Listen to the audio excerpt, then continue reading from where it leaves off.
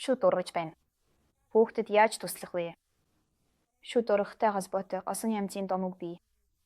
Одоо нэг сонирхолтой баримтыг шишээ. Хасуурах болон хамар битүүрх нь шүд ургастай холбоогүй. Үүнийг судалгаагаар баталсан. Хэдэн мянган хүүхдийг хамруулж шүд ургах үеийн шинж тэмдгийг шалгасан. Амьсгалын замын халдварын шинж тэмдэг болон шүд ургастын хооронд батлагдсан холбоо байхгүй.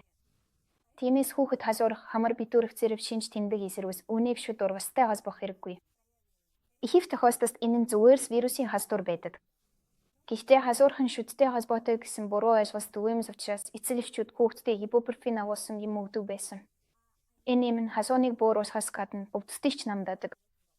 Одоо хоёр дахь мэдээг дуусгая. Шүд ургаж байх үед хүүхдтэй буйсан түвхтэд тисэж хэрэглэх нь тохиромжгүй. Яад гэж юу? Учир нь эдгээр гизүүд исвчсэн цитокаин агуулдаг.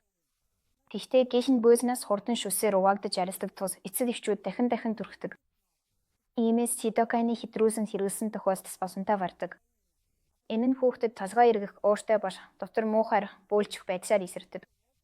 Эцэг эхчүүд энэ шинж тэмдгийг шүд ургаж байгаатай холбон дахин тест өгдөг бөгөөд ингэснээр байдал усанд орддог. Тиймээс шүд ургах үед өвдөлтийг багасгах хоёр сүнфээр үр дүнтэй арга бий.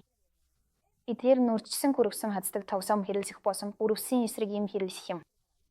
Им хэрэглэхдээ зааварчтай сайтар тамхицаарай. Хэрвээ хүүхдийн шүд ургах үед хасуур, нус гоожих шинж эсрэгс ихэнх тохиолдолд энэ нь шүднээс бус харин вирусын халдвараас үүдэлтэй байдаг. Юмыг яаж мэдэх вэ? Эмчид хандаарай.